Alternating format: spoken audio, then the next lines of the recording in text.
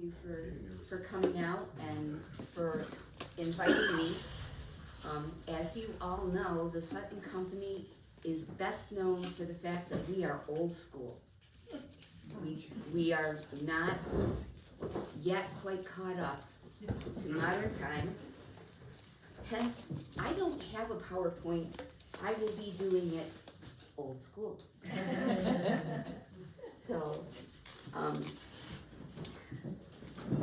yeah, Sutton Spoons, Sutton Company.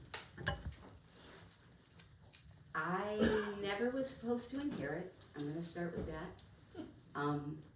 My father was from a generation that he was going to have a son, and that son was going to inherit.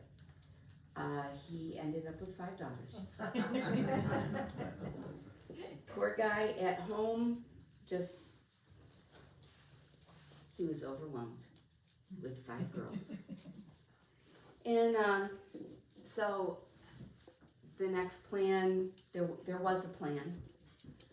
Unfortunately, that plan didn't work. And so even though when I first came back and everybody said, oh, Dee's back, she's gonna take over. And my father was, oh no, I never said that. She. And I was, nope, chief cook and bottle washer. That's what I do. It's not my business, it's his business. And in the end, there wasn't anybody else. And so it is my job to try to continue on and to see that spoon making at the Sutton Company continues. So I want to start my very first thing to show you, and I will have these so you guys can look at them closer. This is a pattern from 1920 when Scott Sutton was making the spoons. And on it, it says, Fred Pierce, white fish pattern, 1920. So this was one of Scott Sutton's patterns. So in the 19th century, there were a lot of spoon makers. Every lake had a spoon maker, every single one, at least one. And Scott R. Sutton was southern end of Canandaigua Lake guy. And he loved to fish. So a little background on Scott, which you guys probably already know this because I know there's been lots of research on him, but he was born in West Hollow on March 9th, 1849. At the age of 17, he went to work for a jeweler in Canandaigua, and he came back. He only worked there for a year. In 1867, he opened his own shop in Naples, approximately where the village hall is right now. That has burned down, so, you know, knowing exact is hard to do at this point. But he stayed at that location for 48 years. I mean, that was nothing for then, but now keep a business in one place for 48 years, that's a big deal. So, as I said, he was an avid fisherman. He had a cottage down on Granger Point, and he made his own fishing spoons and spinners, and was so successful that with his catching fish that all the other fishermen wanted what he was using. And so eventually he made so that he could sell locally, and he also sold to other tackle businesses in the surrounding areas. All out of his jewelry store, and he ended up with a gentleman named George Wells who helped him in the business. George did a lot of the spoon manufacturing so that Scott could go fishing. kind of like my job when I was a teenager working for my dad. I worked so the guys could all go fishing. It's just how it was. So George Wells was producing the spoons, and he kept on after Sutton died in 1915. He continued out of his own home after the jewelry store was sold in 1921, and he did this up until his death in 1929. So, in 1930, nobody's making Sutton spoons.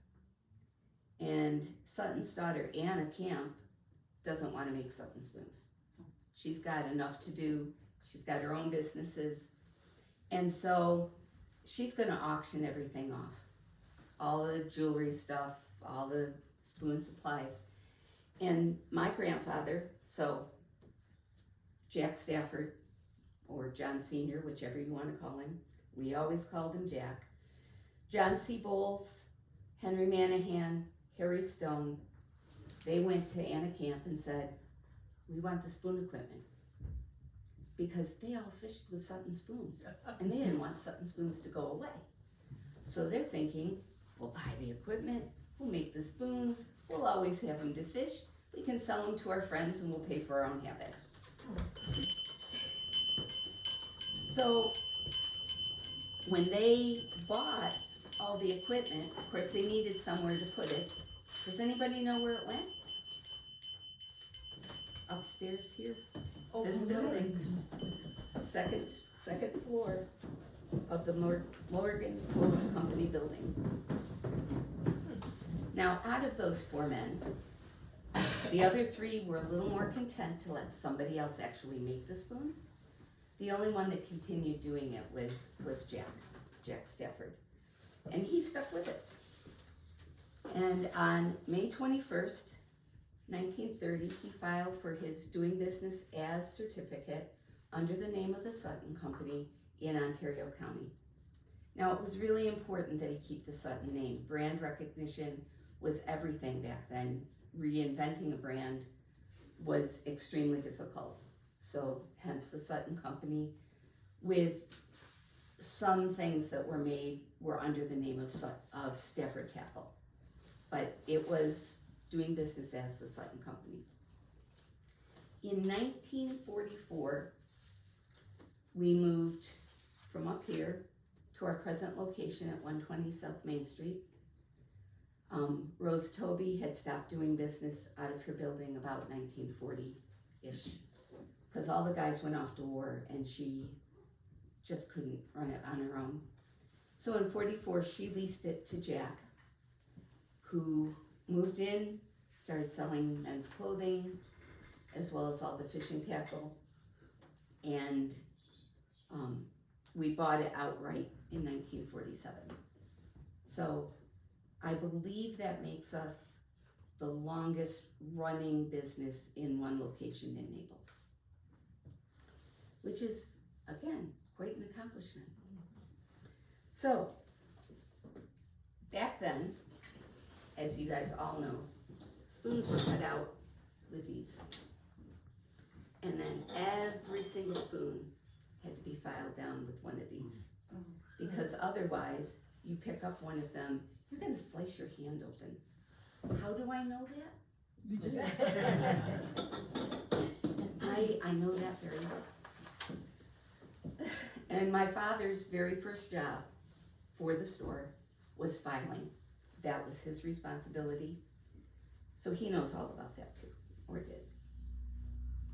Somewhere shortly after, either in 1961 or shortly after that, and I don't have those exact dates, Jack purchased a Bliss hydraulic press. Very big deal.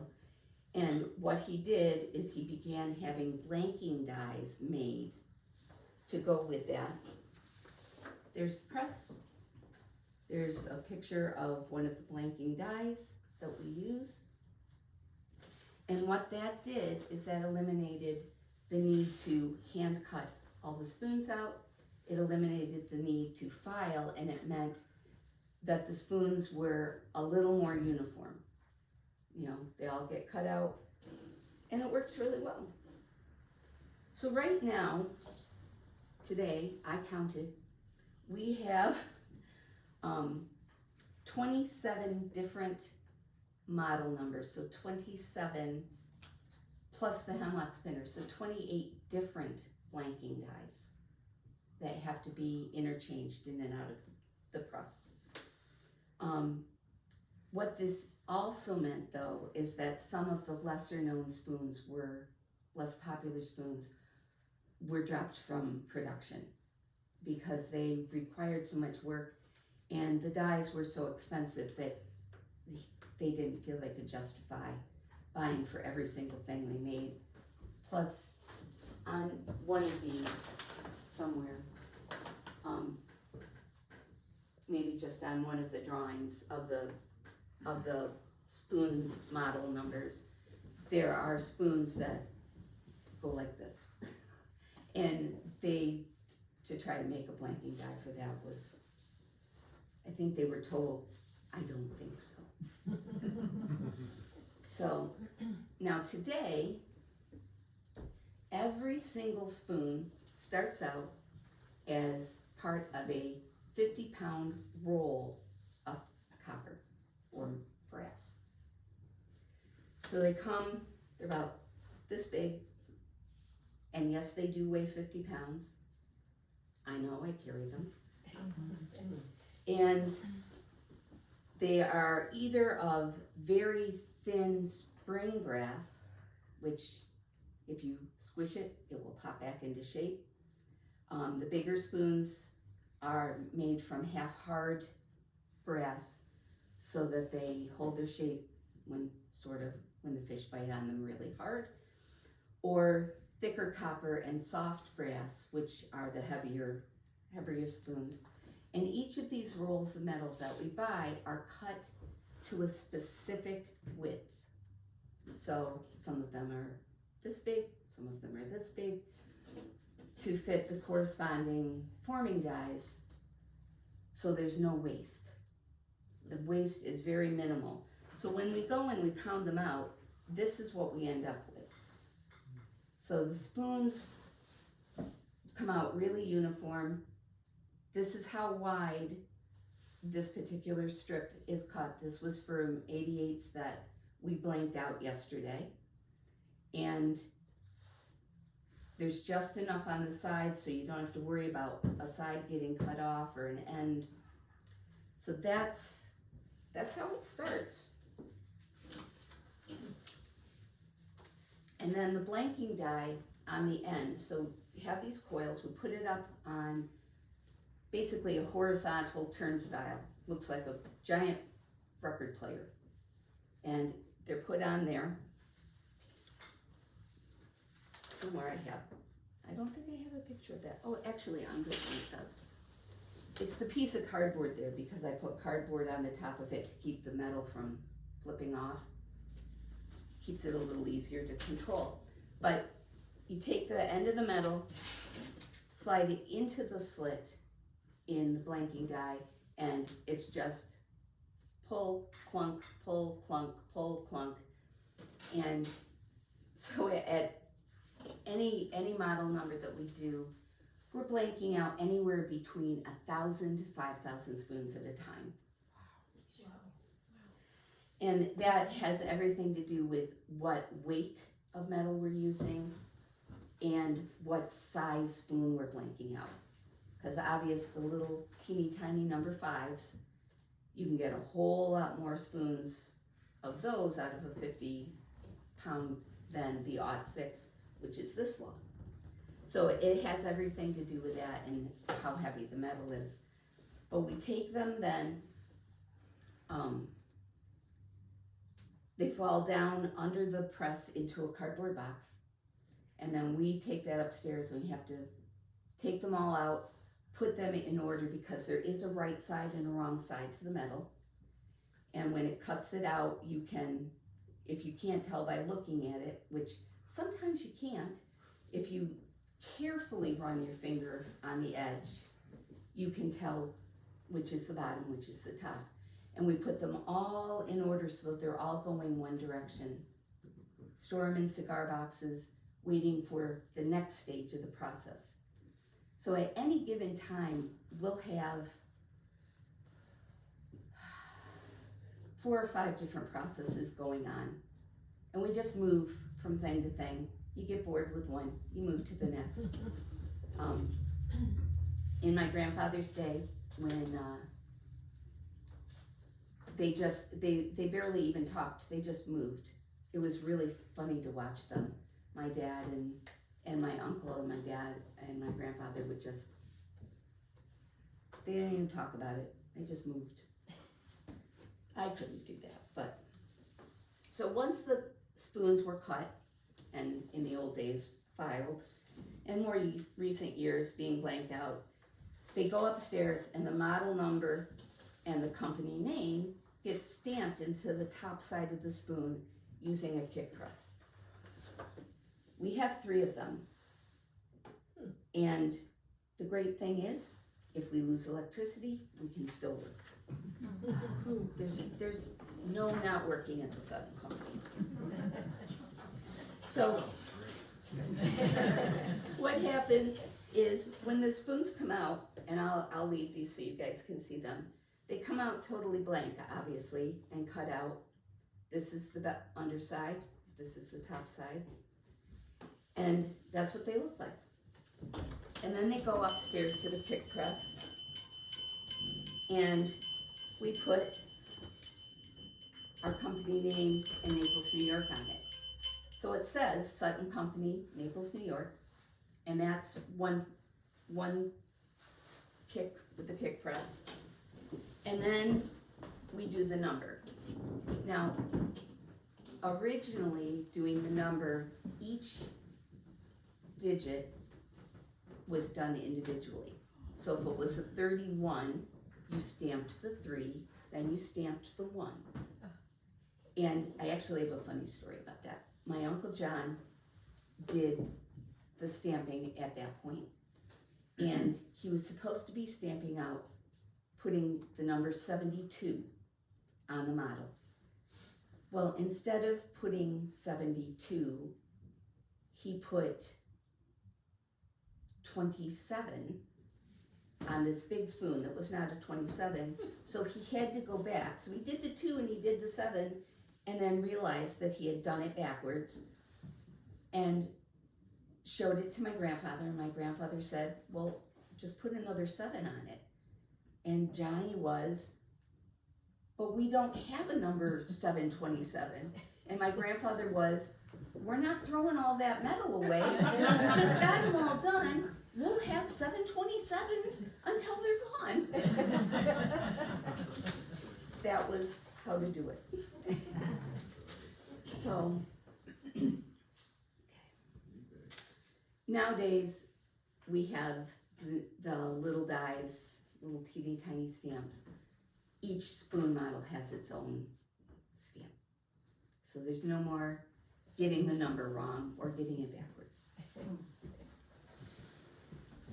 Now, after we've got the name and the model number on them, then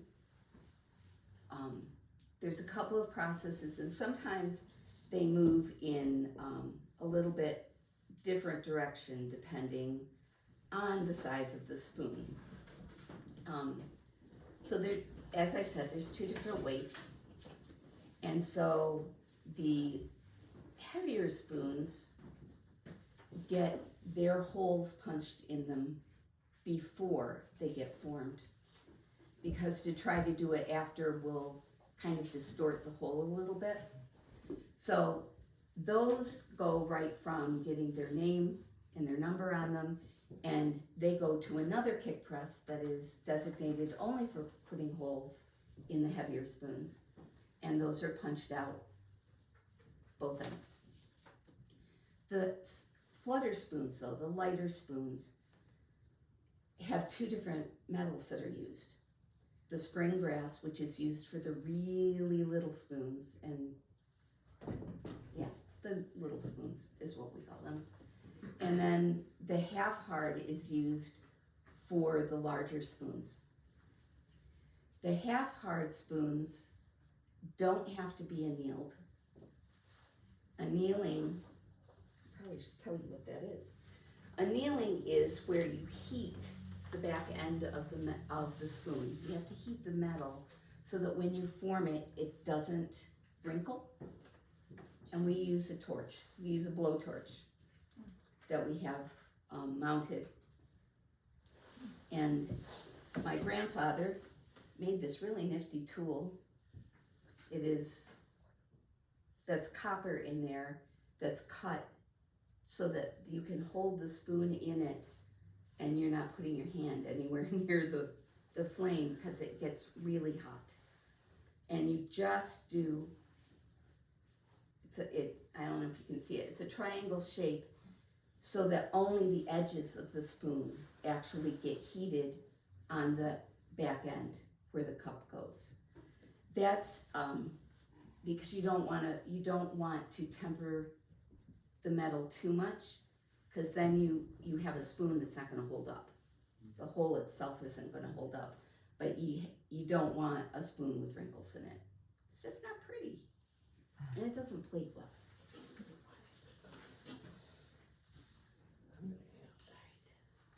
Now,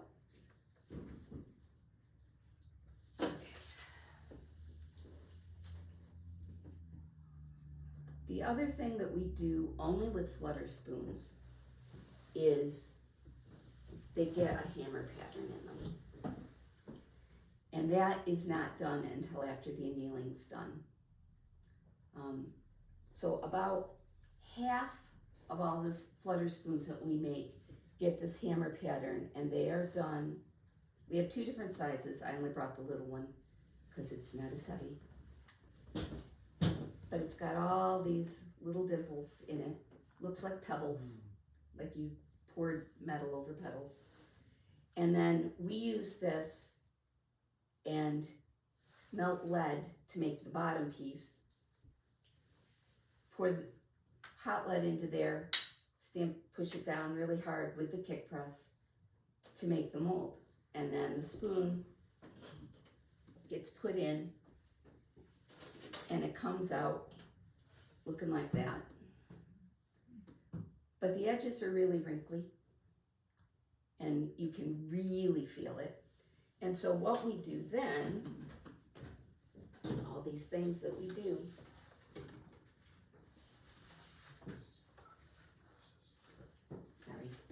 there's a picture.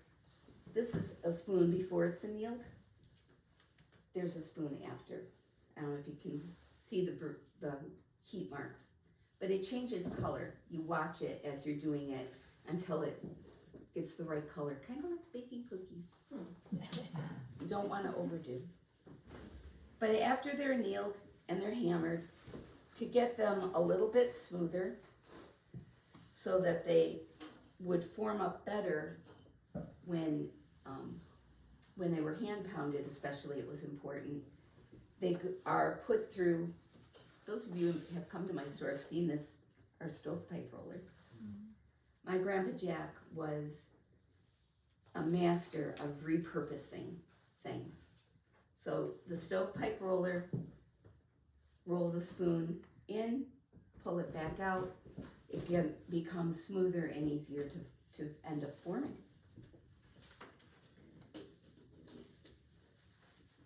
My grandfather, my earliest memories are of my grandfather sitting at his pounding station, using his hand tools, pounding out spoons, spitting into the spittoon. I didn't like that part so much, and telling stories, always telling stories. You never knew if they were true or not. But he just pounded and pounded, and that's what he did most of the time. That's really my biggest memory of him.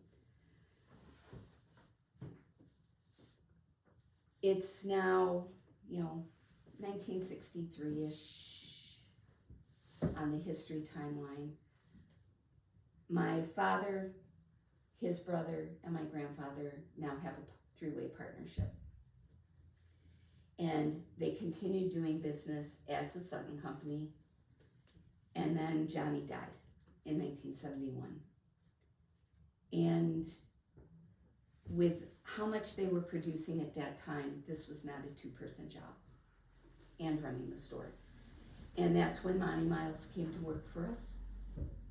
He stayed 40 years, a long time.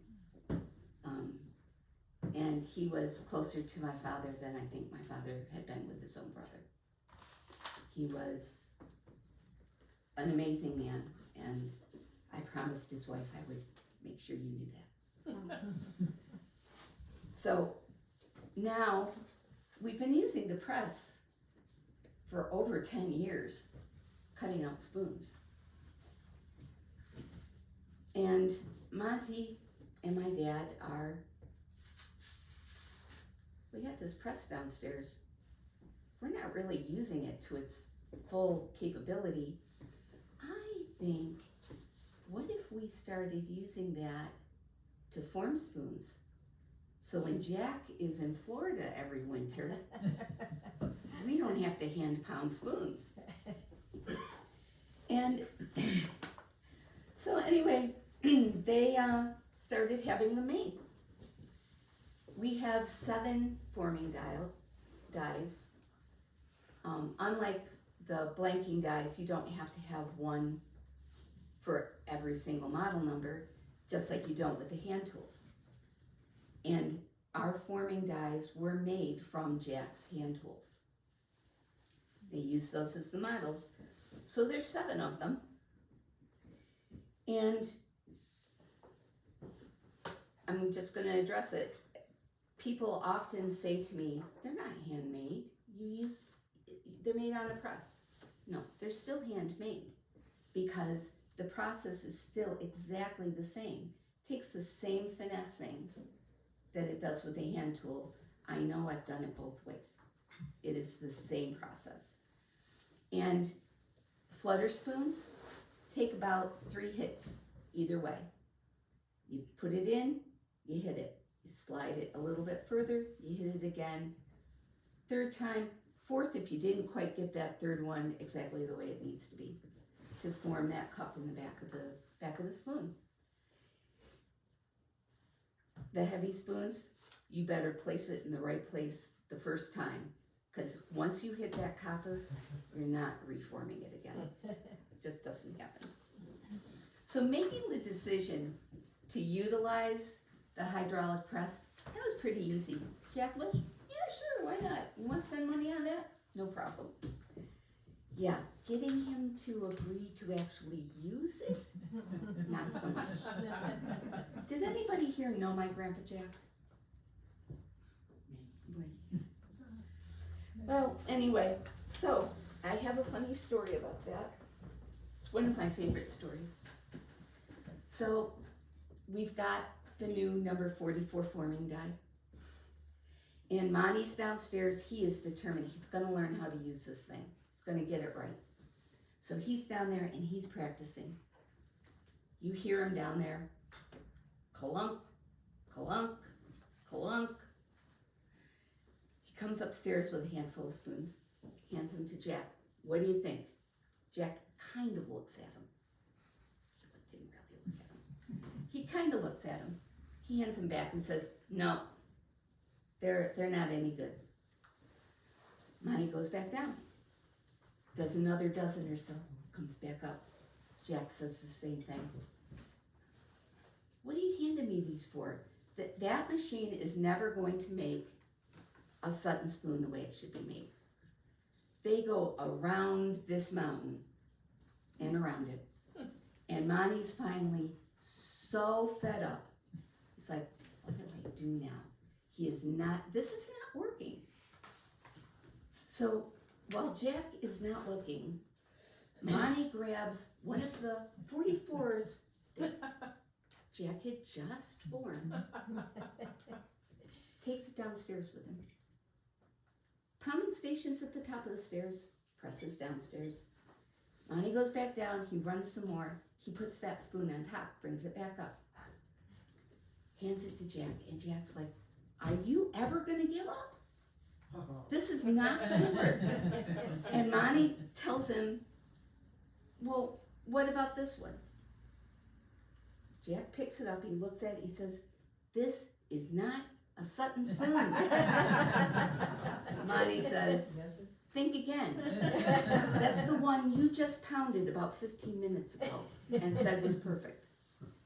So Monty then takes the spoon and the other 10, 11 that are in his hand, and he mixes it in. He goes, okay, that's not, you keep telling me that's not okay. Pull out yours. Which one is yours? Now, Monty knew where he had put it. Even he had trouble trying to figure out where it was.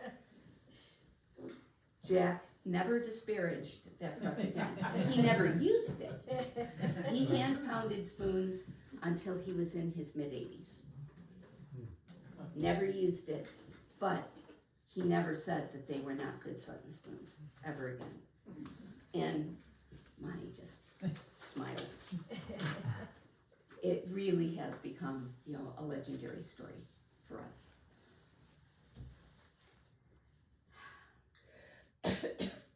Monty used that press and formed spoons right up to the end of his life. Fortunately for me, he taught his wife how to make spoons too. I can hand pound. Deb has taught me how to use the press safely, and we make a really great team.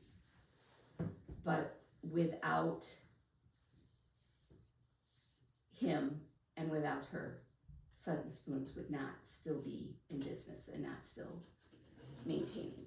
So I fulfilled my promise on that one.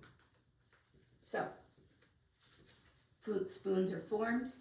Now all the flutter spoons need to go upstairs and get their holes punched in them. And then it's time for my spoons to go off and get their coats. Back when Scott Sutton was making spoons in the early years of Sutton Spoons were nickel. But Jack quickly he really wanted to make the best. He wanted to make sure that his product was the best product out there. And so he started researching. He started looking at the science and discovered that silver has the best reflective quality underwater. And so he switched to silver. So they go off. We send out, Jack did plating in the early years when it wasn't very many spoons. But there is no way to manufacture the spoons with a small family business and get all the plating done too. Now traditionally, our plating was always done by jewelers. It was a win-win situation. They had a steady income. We had jewelry quality product. Unfortunately, regulations on silver plating has changed. And so plating is our biggest challenge now. No jewelers that I can find, and I knew a bunch of them. I came back to the business very arrogantly thinking I could fix my father's silver plating issues. I had multiple friends that worked in the jewelry business, was sure I could find one of them that could help me, and their answer was all the same. We don't do silver plating anymore, and we don't know anyone who does, but we can help you get equipment if you can find someone willing to do it. I unfortunately have neither the ability to clone myself nor the clean space to do plating in my business, in my building. And the guy that is doing it for us, who started doing it 12 years ago as a personal favor to my father, would really like to retire.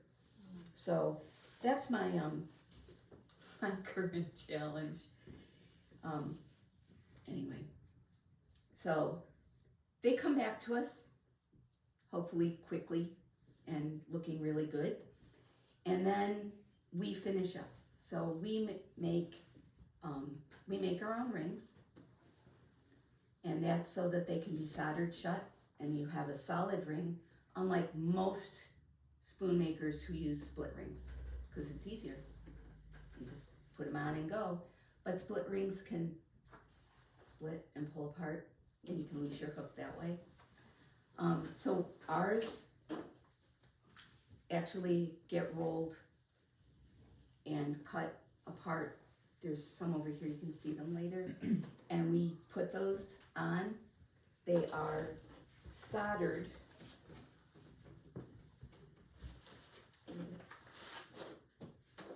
with a soldering machine.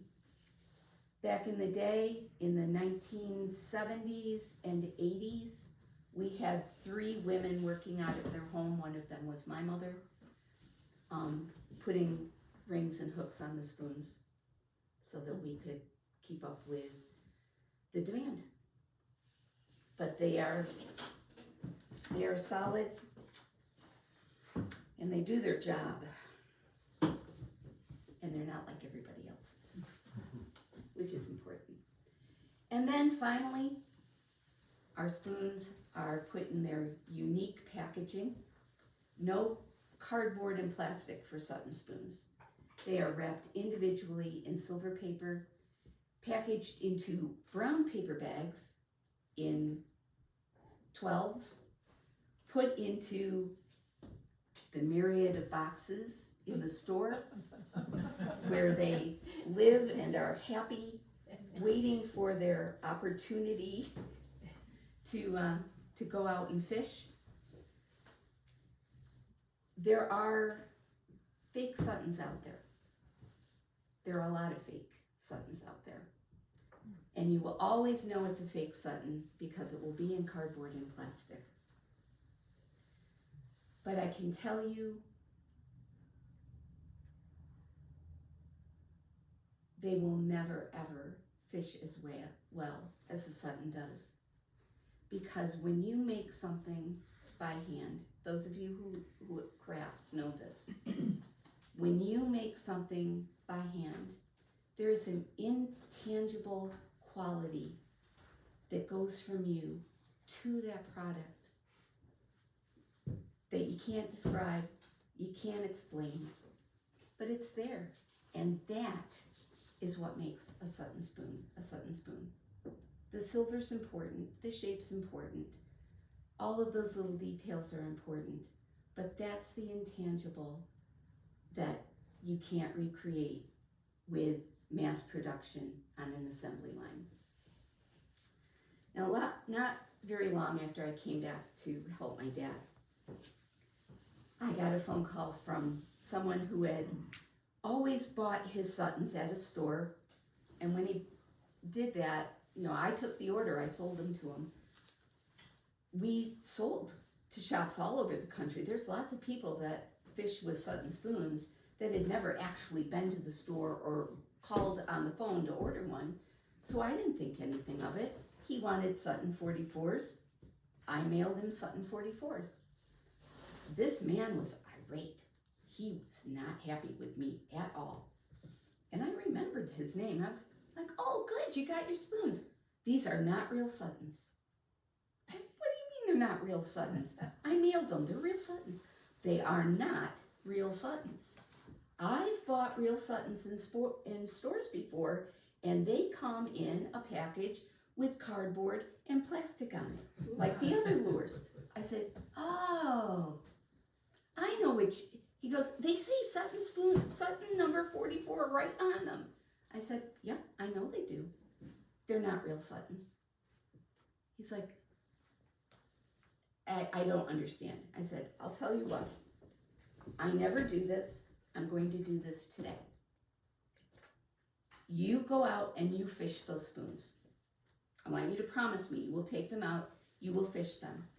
Once you have fished with them, if you are not happy, you call me back up. I will arrange to have them shipped back to me. I will personally buy them back from you. I never do that. I have never done it since. I won't ever. I can't afford my own product half the time. They're, not to buy them back, but he called me back 5 days later asking for more. And that's the magic of a Sutton spoon. It really is. So, to recap, to make a spoon, you blank out the spoons with a hydraulic press. Then you take them to the kick press and you put the name and address on, and you put the model number or name. Then you anneal them. All the flutter spoons, spring brass flutter spoons get annealed. Then approximately half need to be hammered. They need to be, have their bling. Then you punch holes in the spinning weight spoons with the kick press. You form the spoons back downstairs on the hydraulic press. Bring the flutter spoons back up. Put their holes in them. Send the spoons out for silver plating and clear coat. Put rings and hooks on plated spoons. Wrap in silver paper and put in paper bags. Place in inventory until sold, and catch fish.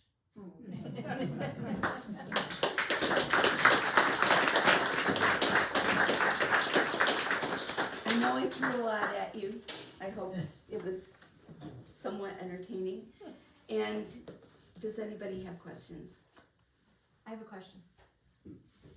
What about the hooks? Do you make the hooks? Do you? No, Someone supplies them? We purchase hooks from a company called Mustad. They originally were made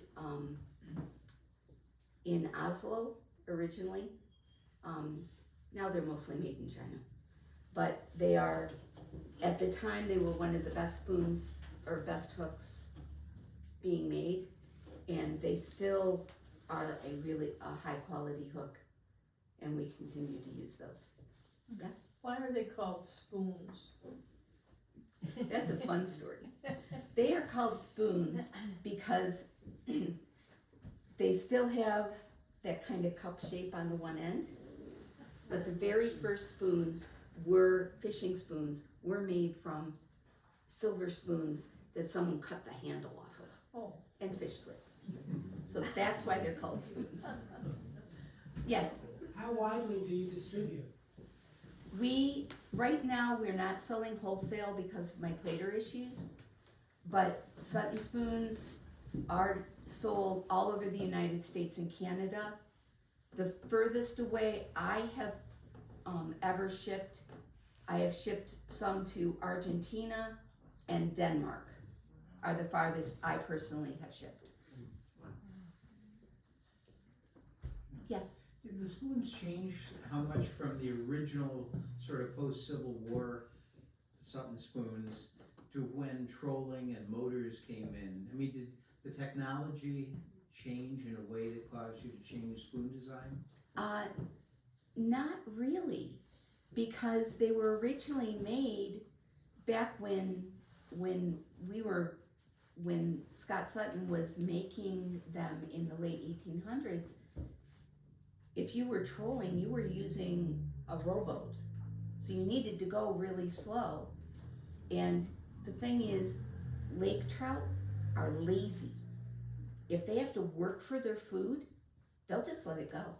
If you're going too fast with a spoon, they will just be like, I'll wait for the next one to come along. So because of that, a lot of changes in the industry were for making motors that would not stall out going that slow, but not the technology with the spoons. So the spoons have stayed the same. The motors and boats and that stuff have changed. Anyone else? Yes? Anybody in your family going to continue the tradition? That is yet to be determined. Because my father didn't intend for me to inherit, he had another plan. When I asked about apprenticing my boys, because I have 4 sons, it doesn't make sense for them to come and apprentice when it's going to this other person. And so my boys all went on and got other careers. So my hope is, I have 3 and 1 more on the way of grandsons. My hope is that one of them will actually want to take it on. And one of my sons is talking about taking on the manufacturing. So he wouldn't want to run the store because he would do it as a second business. waiting for his son maybe to want to take that part over. But honestly, if I don't solve the silver plating issue, that will become a moot point. Unfortunately. Anyone else? Well, thank you so much for having me and allowing me to share my stories and tell you about spoons. And if you think of any other questions, please come and ask. Take a look at some of the stuff I brought. I have a picture of my grandpa doing what he loved best, pounding spoons. I'll tell you one more fun thing about my grandfather. He loved to give interviews, my father not so much. But Jack had a very dry sense of humor. And so he had someone interviewing him while he was pounding spoons. And they asked him the question, have you lived in Naples all your life? And Jack turns, spits into the spittoon, gets ready to take another pound on the spoon he was working on, and looks up at the reporter and says, not yet. True story.